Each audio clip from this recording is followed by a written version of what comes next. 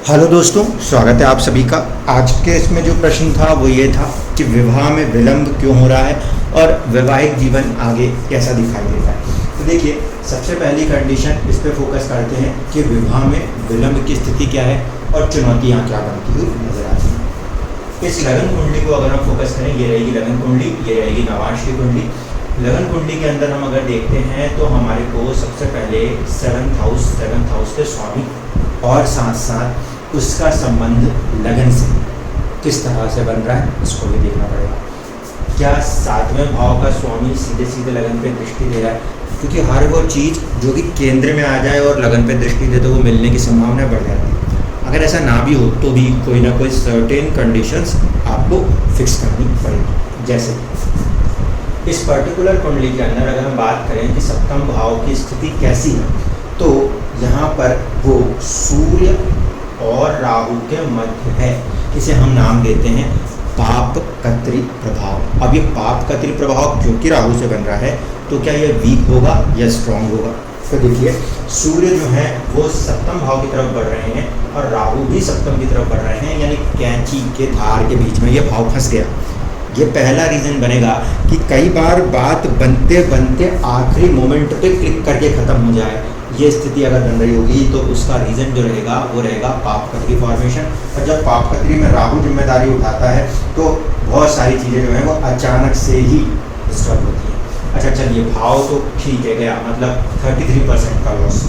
भाव के स्वामी की स्थिति को देखें तो भाव का स्वामी जो है वो मंगल और सूर्य के मध्य में आ गया, तो भाव का स्वामी भी पाप कत्री योग में आ गया। ऐसे स्थिति में सबसे पहली कंडीशन, अगर हम सूर्य को टारगेट करें तो शनि का भी एक प्रकार से और सप्तम भाव का भी, इन दोनों का पाप कत्री प्रभाव कुछ हद तक आप उस आराधना से, सूर्य आराधना से नियंत्रित कर पाएंगे। आराधना तो आपको राहु की भी करनी होगी और मंगल की भी करनी होगी, लेकिन मेजर फैक्टर जो है वो ये, एक तो यहाँ पे सप्तम भाव का स्वामी है शनि, 11 नंबर की राशि है। ऐसे स्थिति में वैवाहिक जीवन की खुशियाँ देर से ही बनती हैं। पहली कंडीशन, कोई भी 4 नंबर या कोई भी कुंडली 5 नंबर की है, उसमें ये थोड़ा सा अवमन देरी की स्थितियाँ उत्पन्न होती हैं, पहली कंडीशन। दूसरी बात ये है कि इस कुंडली के अंदर शनिदेव की जो मौजूदगी है वो पंचम भाव में तो है, लेकिन वो मूल नक्षत्र में है, जो कि केतु का नक्षत्र माना जाता है। केतु के नक्षत्र में होने के कारण एक चुनौती ये है कि 9 नंबर में केतु का मूल नक्षत्र आता है और मूल नक्षत्र बहुत ही ड्रास्टिक रिजल्ट्स के लिए जाना जाता है। तो यहाँ पर मेरे हिसाब से पहली बात तो ये कि जो विलंब की स्थिति थी वो उचित थी। नहीं तो जब शनि का यहाँ शनि के ऊपर से गोचर होता तो किसी के साथ जो जुड़ाव हो सकता है वहाँ से डिटैचमेंट दिखा सकता था। तो उस लिहाज से पहली कंडीशन तो पॉजिटिव है, लेकिन शनि की मौजूदगी केतु के नक्षत्र में होने के कारण थोड़ा सा विलंब की स्थिति बनती नजर आएगी। केतु की मौजूदगी सेकंड हाउस में है। सेकंड हाउस जो है वो भी जीवन के अंदर लोगों को जोड़ने का, अपने फैमिली को एक्सपैंड करने का होता है। तो यहाँ पर इस मौजूदगी के कारण इस बात को माना जा सकता है कि जीवन में लोगों का जुड़ना, नए लोगों का लाइफ में आना, संतान भी उसी में देखते हैं, तो वो भी थोड़ा सा विलंब की स्थिति है। तो अमूमन ये स्थिति जो दर्शा रहा है शनि की प्लेसमेंट, यहाँ पर संतान में विलंब पहली कंडीशन थी। अगर प्रेम में जाते हैं तो वहाँ पे भी चुनौतियाँ, उसके कारण भी कभी कभी ना आगे बढ़ना विवाह में, ऐसा देखा जाता है। दूसरी तरफ से यहाँ का स्वामी यहाँ बैठा है तो पूर्व पुण्यों में बैठा है, विवाह होगा और कहीं ना कहीं विलंब से होगा। तो पहली कंडीशन तो यहाँ पे क्लियर हो रही है। चुनौतियाँ फिर भी बरकरार रहेंगी, रीज़न क्लियर है। एक तो राशि शनि की, ठीक, और दूसरा पाप कत्री प्रभाव के मध्य। पॉजिटिव चीज़ भी है उसके अंदर कुछ, तो पॉजिटिव चीज़ को देखें। चंद्रमा से सप्तम में गुरु की मौजूदगी है और दूसरी चीज़ है कि गुरु की दृष्टि शनि के ऊपर है, जो कि इस कुंडली में छठे और साथ में दोनों के स्वामी। तो गुरु की दृष्टि होना इस पर्टिकुलर लगन के अंदर, अष्टमेश की दृष्टि भी है और पंचमेश की दृष्टि भी है, 50% पॉजिटिव है और वो कहीं ना कहीं काम कराएगा। अब जब हम देखते हैं चंद्र राशि 7 नंबर से बनी है, 7 नंबर की कुंडली में देखा जाए तो ये गुरु जो होते हैं ये छठे भाव के स्वामी हैं, फिर छठे भाव के स्वामी के साथ साथ तीसरे भाव के स्वामी हैं। तो कहीं ना कहीं चंद्र कुंडली से देख रहे हैं छठे भाव का स्वामी गुरु, यानी कि थोड़ा सा संघर्ष की स्थितियाँ अमूमन दिखाते हुए फिर जीवन में उन्नति बनेगी। तो ये कंडीशन यहाँ पे बनती है। दूसरी एक सबसे इंपॉर्टेंट कंडीशन जो है वो ये कि ये मंगल यहाँ पे चौथे घर में विराजमान है, कुंडली पूर्ण रूप से मांगलिक प्रभाव वाली है, इसीलिए एक प्रकार की चुनौती यहाँ पर देखने को बार बार मिलेगी जो कि मांगलिक प्रभाव के कारण रहने वाली है, इसको एक्सेप्ट करके चलना पड़ेगा। दूसरी सबसे बड़ी बात है कि इस नवमांश में सप्तम में मंगल की मौजूदगी है, इस बात को दर्शाता है कि जीवन में जो पार्टनर मिलेगा वो भी थोड़ा सा या तो एग्रेसिव या फिर पैशनेट, गुस्से वाला या किसी चीज़ के पीछे लग के काम करने वाला व्यक्ति होगा, क्योंकि मंगल का प्रभाव वहाँ पर भी देखने को मिल रहा है। चुनौती किस बात की है? देखिए दशा जो चल रही है अभी वो बुध की महादशा में शुक्र की अंतरदशा है जो 23 से 2025 तकरीबन अप्रैल मई तक चलती हुई नजर आती है। इसके बाद जाके सूर्यदेव जो है यहाँ पे डिपार्टमेंट संभाले। यहाँ पर अभी जो अवमन स्थिति है वो ये कि शुक्र जो हो रहा है वो नवांश में 9वें भाव के स्वामी होते हुए नीच राशि अवस्था ले रहा है। ऐसे स्थिति में जो रिजल्ट करने की कैपेसिटी है वो थोड़ी सी वीक है, बट लगन कुंडली में उसका प्रभाव दसम और तीसरे भाव के ऊपर है। तीसरा भाव जो होता है ये डॉक्यूमेंटेशन का होता है। तो जब हम बात करें वैवाहिक जीवन में उतरने के लिए, तो अगर आप किसी भी प्रकार के कम्युनिकेशन की कोशिश कर रहे हैं तो उस कम्युनिकेशन में थोड़ा सा विलम्ब, थोड़ी सी चुनौतियाँ ये शुक्र का नीच होना दिखाए। दूसरी कंडीशन है बुध वक्री अवस्था में होकर शुक्र का नीच भंग कर रहे हैं, तो इसके प्रभाव के कारण थोड़ा सा यहाँ पे आपको एक अपॉर्चुनिटी इस बीच में मिलेगी, लेकिन यहाँ पे आपको थोड़ा सा 2025 तक के ड्यूरेशन की जो अपॉर्चुनिटी है उसमें 2024 में नवंबर के बाद से 25 की समय आपको मिलेगी। यहाँ आपको एफर्ट्स बढ़ाने पड़ेंगे, तब जाके ये रिजल्ट कन्वर्ट होगा, क्योंकि किस्मत का स्वामी यहाँ पे जो है वो थोड़ा सा वीकर साइड पर है और किस्मत में यहाँ पे शनि की मौजूदगी नजर आती है। अब दूसरी चीज़ को ध्यान से समझते हैं, इस पर्टिकुलर राशि का यहाँ जो भाव मध्य है ये दिशा नक्षत्र के हवाले है जिसके स्वामी है राहु।